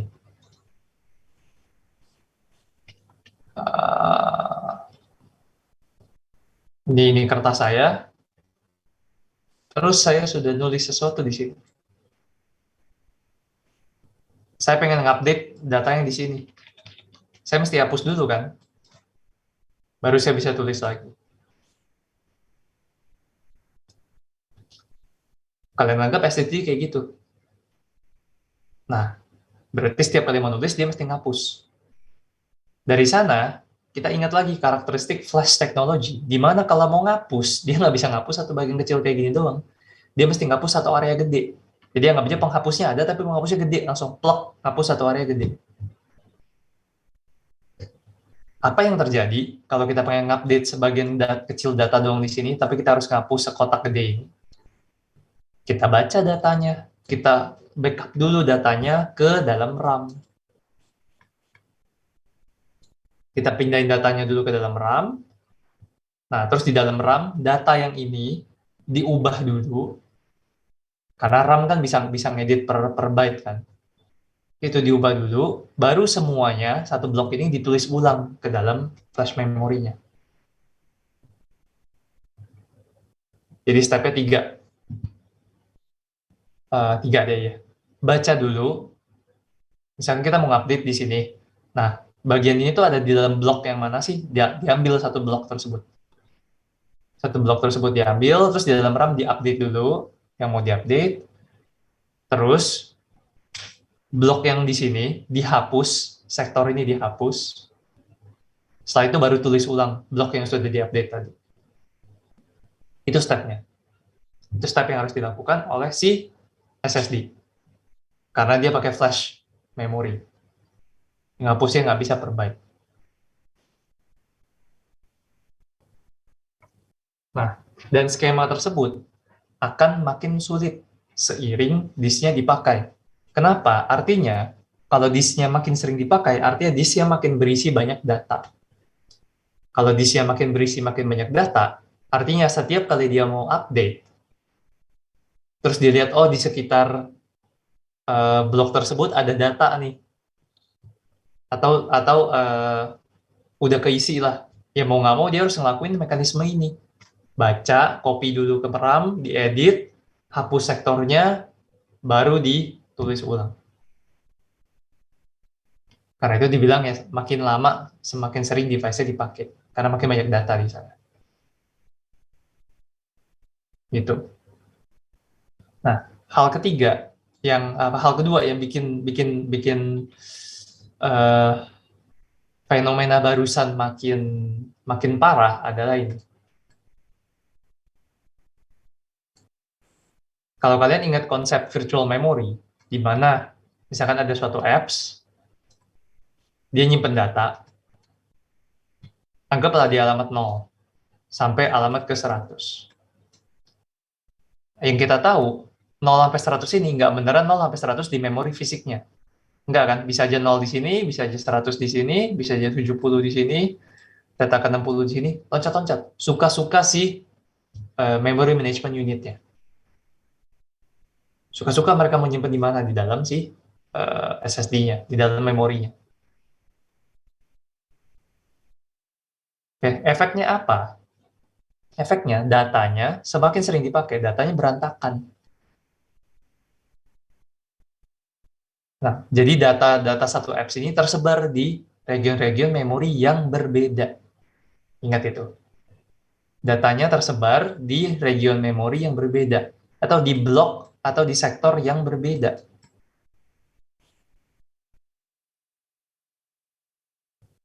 Nah, bayangin kalau diperlukan suatu update terhadap data ini, data buat apps ini. Dia harus ngupdate berapa sektor. Di sini contohnya 2. Kalau data-data yang lainnya lebih tersebar lagi, ya dia mesti ngupdate banyak sektor sekaligus. Jadi bukan cuma satu sektor. Karena kan data kita dipecah terus disimpan di dalam SSD kita, tersebar gitu, kita nggak tahu di mana.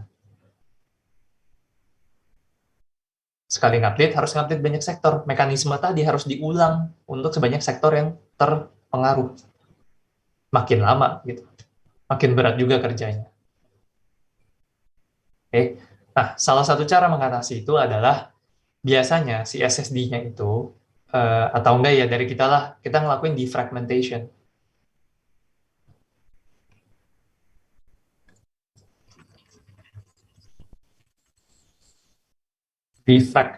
Fragmentation artinya data kita terfragmen, terpecah-pecah dalam region-region, dalam sektor-sektor, dalam lokasi-lokasi yang berbeda. Defragmentation adalah sebaliknya. Fragmen-fragmen tadi atau pecahan-pecahan tadi ya kita kelompokin jadi satu supaya rapi. Kalau ngelakuin kayak gitu efeknya apa? Ya efeknya sekali ngupdate mungkin aja cuma perlu ngupdate satu sektor. Karena datanya udah terkelompok.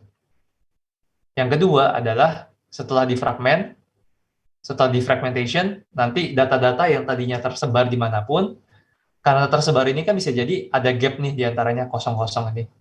Nah, jadi nantinya kalian bisa bayangin kayak dipadetin lah, yang ada data dikelompokin ke satu region tertentu, sisanya kosong. Jadinya pada saat berikutnya SSD mau nulis lagi, mau ngupdate atau mau nulis, ya dia nggak usah ngelakuin proses tadi, nggak usah sektornya dibaca ke RAM dulu, segala macam. Kenapa? Karena sektornya kosong, langsung aja tulis ke sana. Gitu. Jadi kayak ini digeser nih, ini digeser ke atas.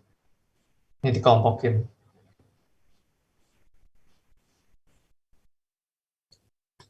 Kelompokin sama dia.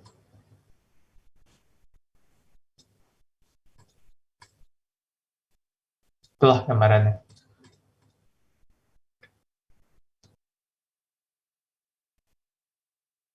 Sampai sini ada pertanyaan?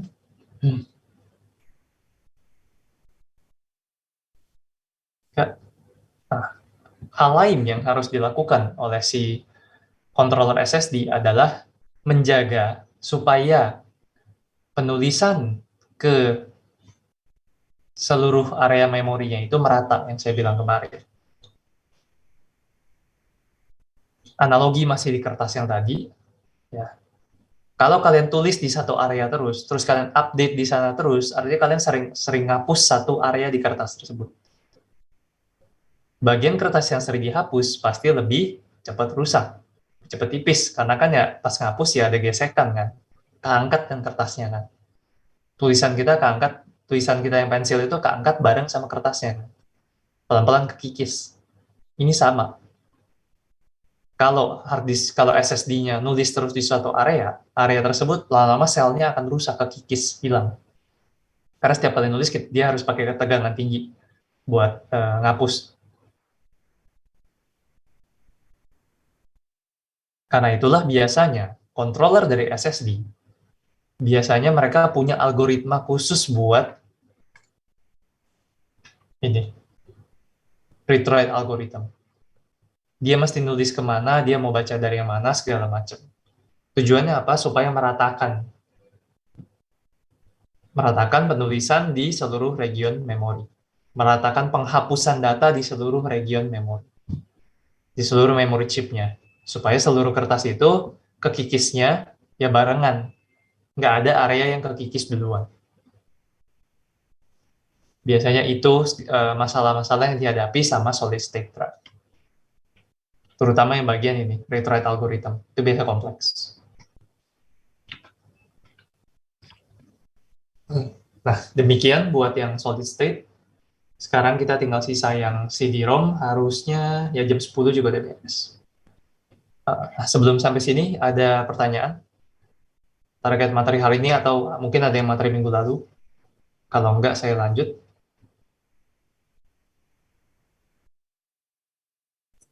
Belum sih, Pak.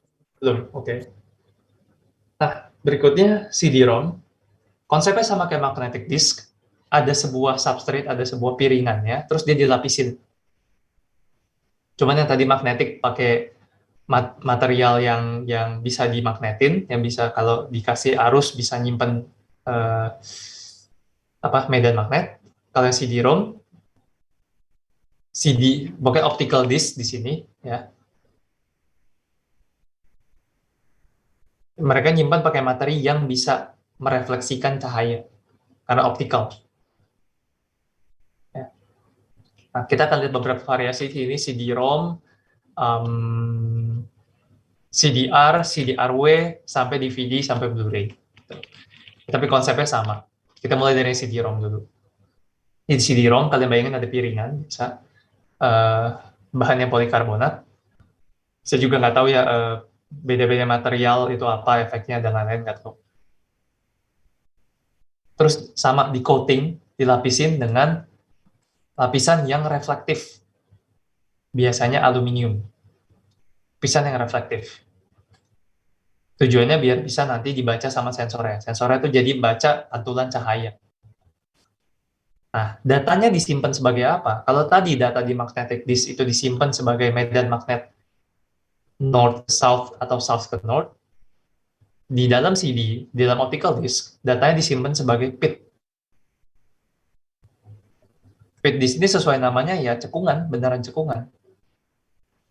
Jadi mungkin gambarnya kayak gini. Nah, kita punya bahan polikarbonat, itu ya, material utamanya, yang piringannya, dilapisin sama highly reflective coating, contohnya aluminium di sini, ya, permukaan yang reflektif. Terus permukaan yang reflektif tersebut punya kontur, ya, punya kontur. Ada yang cekung dalam, ada yang cekung keluar. Nah, cekung dalam, cekung keluar inilah yang jadi pembeda 1, 0, 1, 0, dan seterusnya. Ya, ada cekungan mungkin 0, nggak ada cekungan atau tonjolan kayak gini mungkin 1, saya nggak tahu. Tapi yang pasti bisa ada bedanya lah antara cekungan sama tonjolan. Sisanya di bawah sini sensornya, tinggal ngebaca doang. Tembak, sinyal, baca. Nah, pantulan yang dia dapat dari permukaan yang kontur yang cekung sama kontur yang sini pasti beda. Karena jarak aja kita udah tahu udah beda, jaraknya beda. Atau pantulannya beda lah, karakteristik pantulannya beda. Nah, itulah yang dibaca oleh sensor sebagai nilai 1 atau nilai 0. Tuh. Terus ini bagian atas dari disknya ya biasa, ini cuma akrilik yang biasa kita lihat. Terus ada label, kita tempel label ke atas. Ya, bagian atas ini ya untuk manusia lah, untuk melihat. Yang bagian bawah ini untuk sensor ya.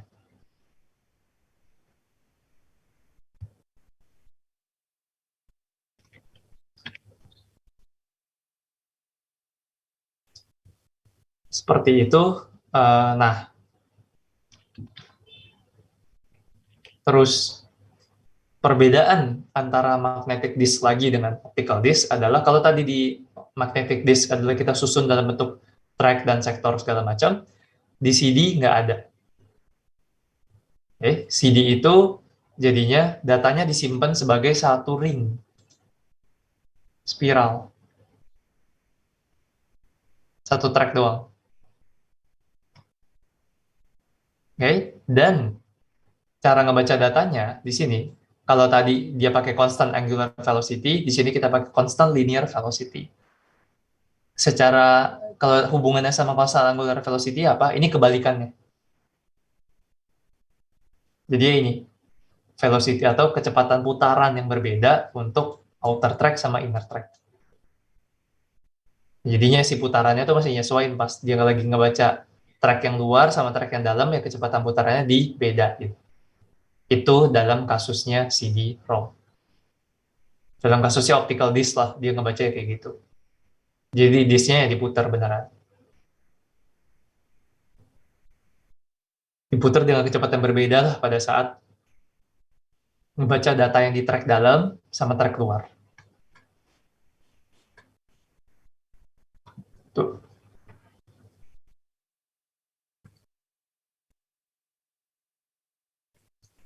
Tujuannya dia nyimpan kayak gitu lebih apa? Supaya bisa padat nyimpan datanya. Jadi nggak ada gap. Jadi beneran data terus. Nggak ada area-area kosong kayak di magnetic disk yang tadi. Ya. Terus kalau nanti kalian lihat, oh ya CDR, CD-ROM, CD apa segala macam itu cuma bisa nyimpan lagu atau ini buat video segala macam, sebenarnya nggak kayak gitu sih. Sini sebut CD-ROM itu originally for audio. Tapi kalau dia bisa nyimpan data 1 atau 0, buat si komputer yang nggak ada bedanya. Nah, terus pertanyaannya kenapa ada CD yang cuma CD, dulu dibilang mungkin saya nggak tahu zaman kalian masih aktif nggak pegang pakai CD, masih nggak sih? Sekarang sih udah pasti nggak, tapi dulu mungkin waktu kalian masih SD atau apa, aktif nggak sih pegang CD?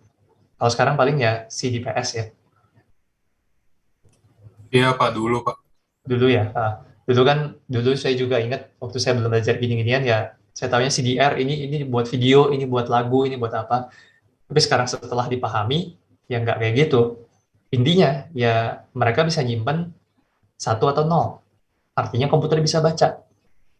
Oke, dan kita tahu mau video, mau eh, lagu, mau gambar, mau data teks segala macam ya semua disimpan dalam 1 0 sama komputer. Tinggal nanti yang ngebaca 1 0 tersebut bisa menginterpretasikan datanya dengan benar apa enggak. Ya kan? Kayak istilahnya ya, anggaplah eh, anggaplah tulisan Mandarin atau tulisan Rusia, atau tulisan macam-macam lah yang bukan alfabet yang biasa kita pakai. Di mata kita itu kayak coret-coretan karena kita nggak paham misalkan. Di mata orang Chinese atau orang Rusia ya itu tulisan mereka, mereka paham. Ya itu konsepnya sama. Kita punya data, gambar ataupun video ataupun lagu ataupun teks apapun disimpannya 1 0. Tinggal nanti kita bisa ngertiin apa enggak 1 0 itu adalah data apa. Kita bisa ngerekonstruk nggak 1 0 itu menjadi sebuah bentuk lagu. Kalau file utamanya lagu ya. Atau file video yang disimpan dalam 1 0 kita bisa menginterpretasikan nggak itu sebagai suatu video. Gitu. Nah, zaman dulu, kenapa mungkin dikhususin CD-ROM buat audio, terus ini buat video segala macam, ya karena biasanya readernya itu juga udah khusus. Readernya bisa ngebaca 1 0 ya, tapi habis itu dia menginterpretasikan datanya juga secara spesifik. Misalkan dia bukan DVD player, dia cuma audio player. ya dia cuma bisa menginterpretasikan data yang ada dalam CD tersebut sebagai suara. Dia nggak bisa menginterpretasikan itu sebagai sebagai lagu lagi, sebagai video, atau sebagai gambar, atau sebagai data teks. Dia nggak bisa.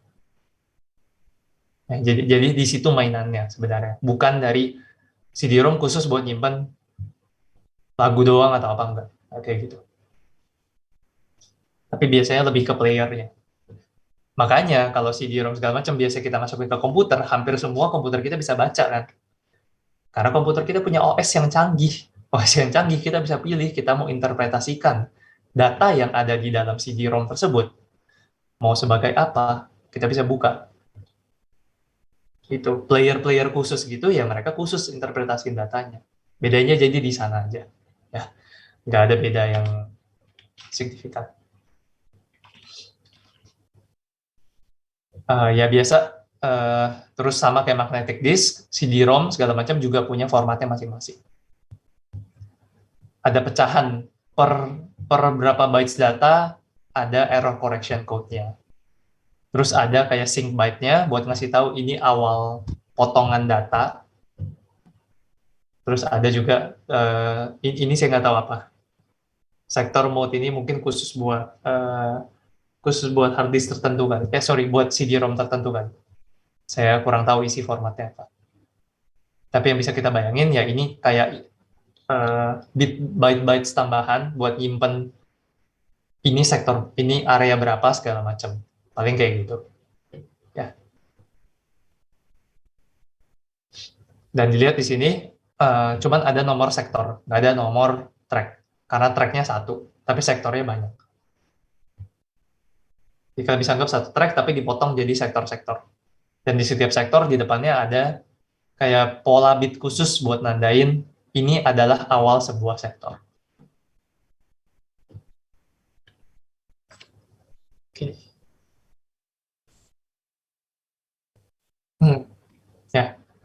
Ya, salah. Nah, CD-ROM kalau kita mau random access gampang apa enggak? Susah. Ya. Karena apa? Ya, tadi kita harus nempatin kepalanya bacaannya ke posisi yang tepat. Terus kita juga mesti nentuin speed yang tepat buat ngebaca datanya. Karena tadi kan dia nggak pakai constant angular velocity ya, dia pakai constant linear velocity.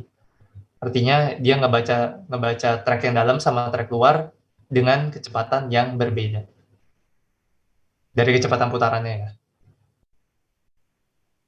Jadi proses untuk membaca CD-ROM itu lama. Makanya kalau kita mau pindah-pindahin data ke CD-ROM itu lama. Masih nungguin dia muter dulu, nyampe posisi yang tepat, baru segala macam.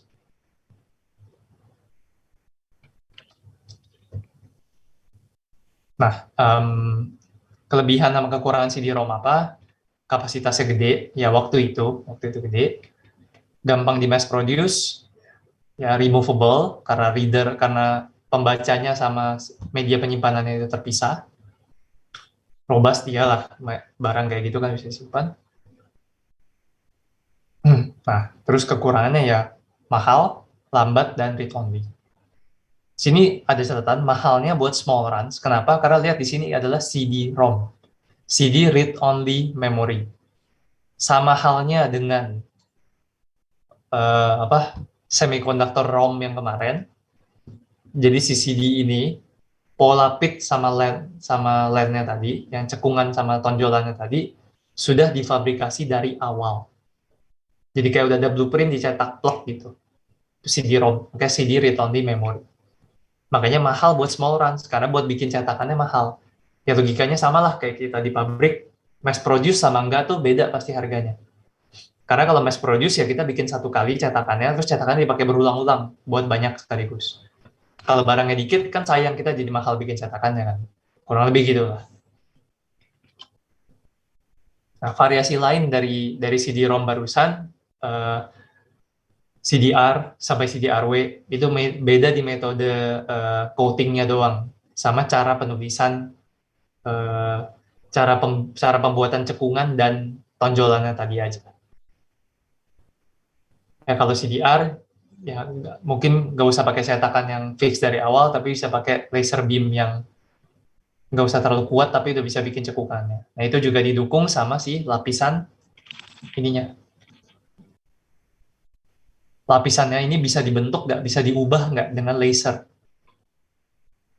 Terus lasernya harus seberapa kuat gitu.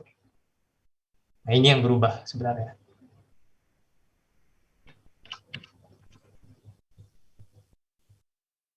Terus CDRW juga sama, cuma bedanya sekarang bisa di-read dan bisa di-write ulang. Kalau CDR, CD recordable, ya cuma sekali doang nulisnya. Tapi nggak dari pabrik nulisnya. Ini CDRW ya bisa ditulis ulang berkali-kali. Kayak materialnya tuh bisa loh kalau kita kayak sinarin dengan laser dengan intensitas tertentu, jadi kayak kita bisa nulis ulang.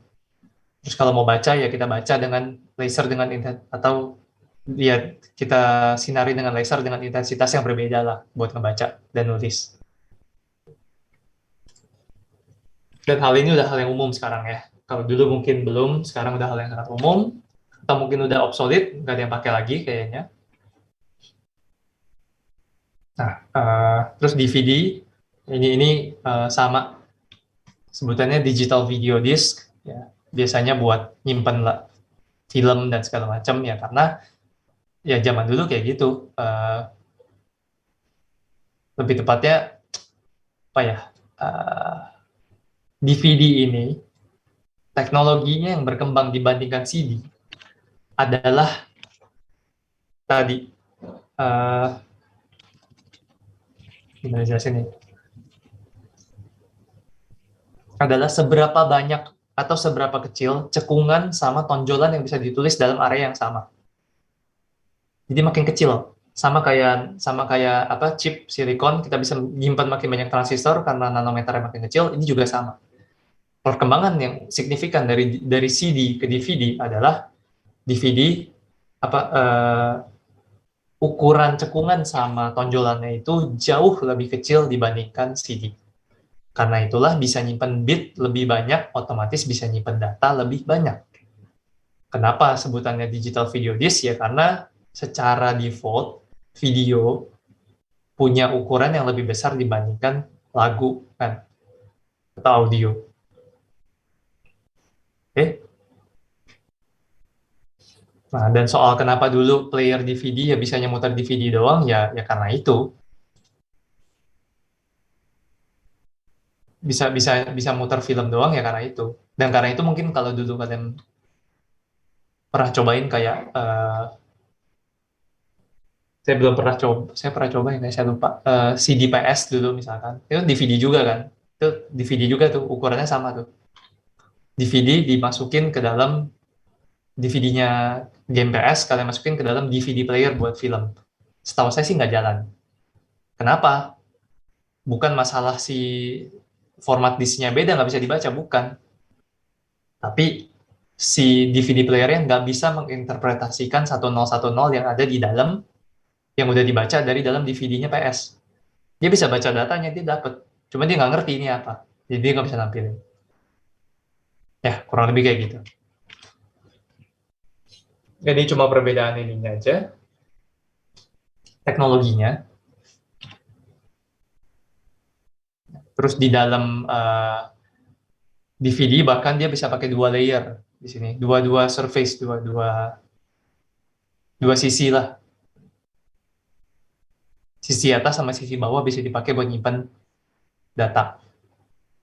Jadi di atas ini ada LAN sama PID-nya sendiri, di bawah ada LAN sama PID-nya sendiri. Ya, itu perbedaan dari zaman CD. Makanya ukurannya bisa jauh.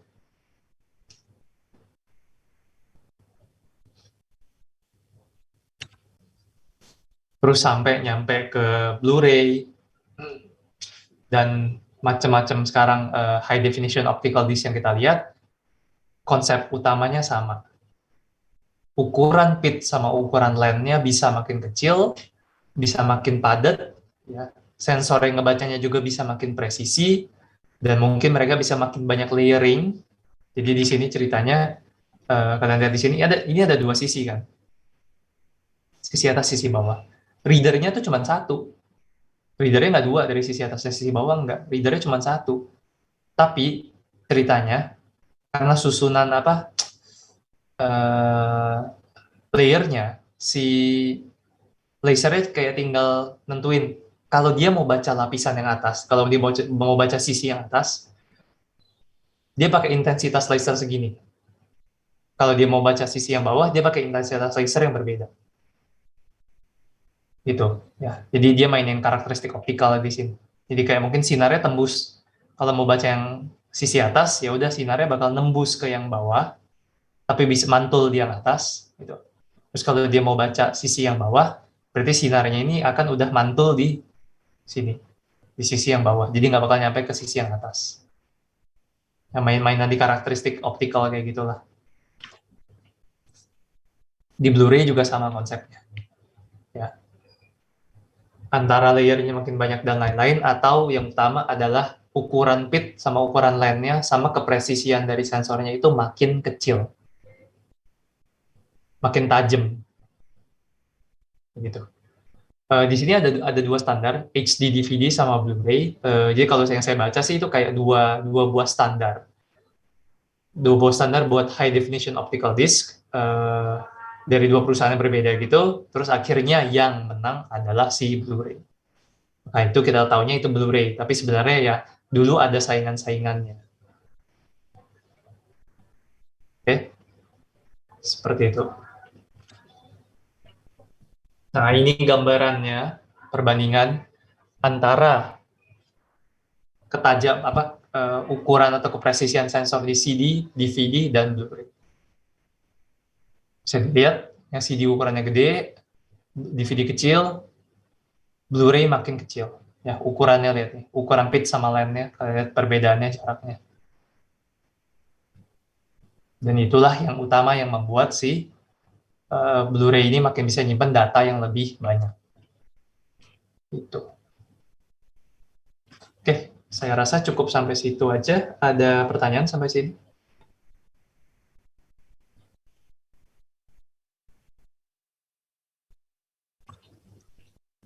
Kalau nggak ada, ini saya summary doang. Tadi kita udah bahas 3 external memory ya, magnetic disk, solid state drive, sama optical.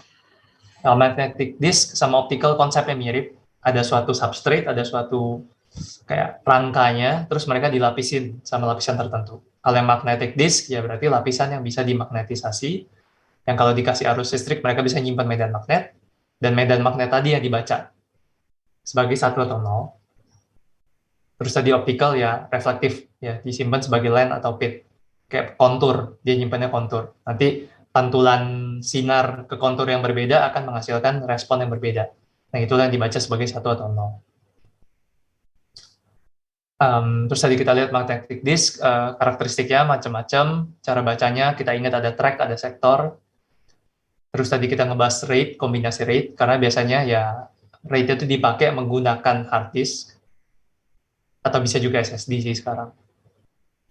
Terus tadi kita lihat ada bahas soal SSD, kekurangannya apa terutama, di dalamnya ada apa aja, terus tadi mekanisme yang tadi kekurangannya untuk untuk update data, ternyata dia harus baca satu blok, edit di dalam RAM, hapus bloknya, baru tulis ulang blok barunya ke dalam si sektor yang dimau. Ya. Itu adalah batasan yang muncul karena dia pakai flash teknologinya yang tipe NAND. Oke, terus tadi kita udah bahas optical. Ya.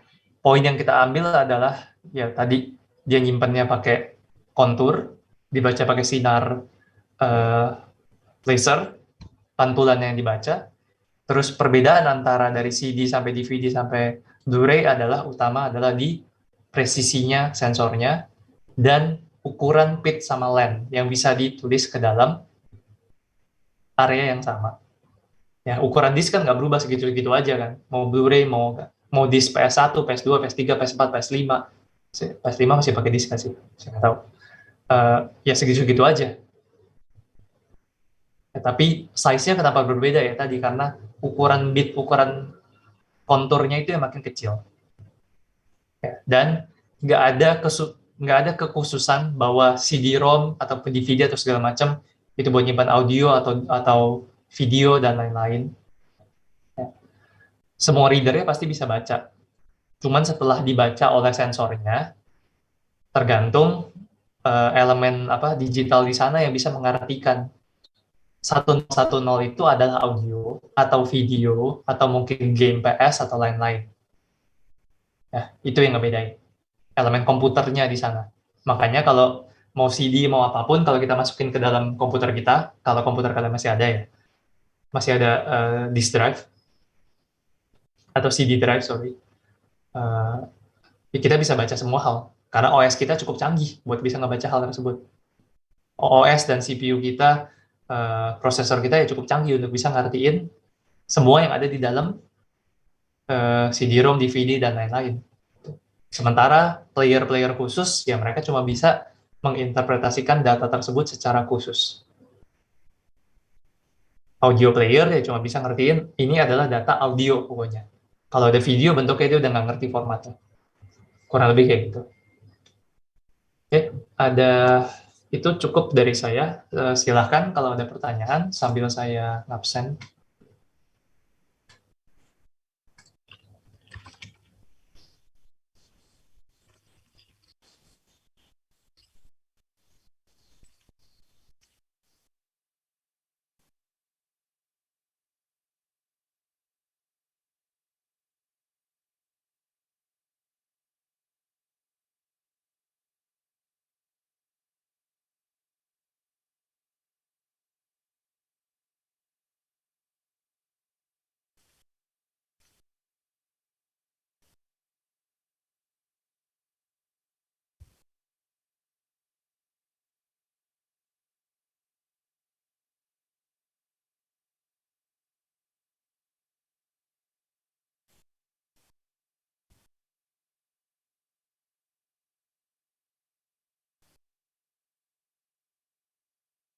Rizky Febrian ada? Nggak ada.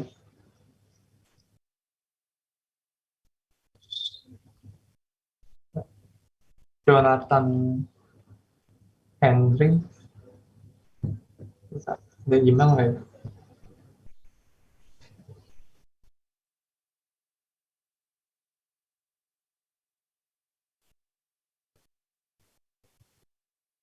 Ada.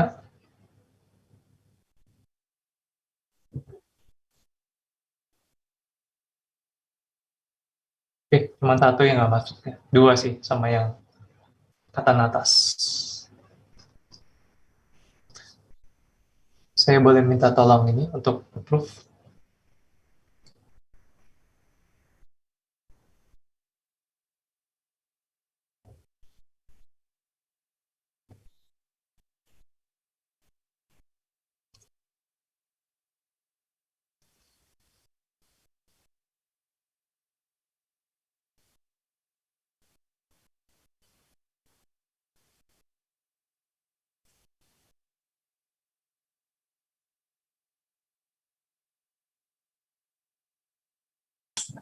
Sudah, Pak. Oke, thank you, Taylor. Oke. Kalau gitu, saya rasa cukup dari saya. Terima kasih untuk waktunya. Kita ketemu lagi minggu depan. Thank you. Thank you, Pak. Ya, Terima kasih, Pak. Terima kasih, Pak. Pak.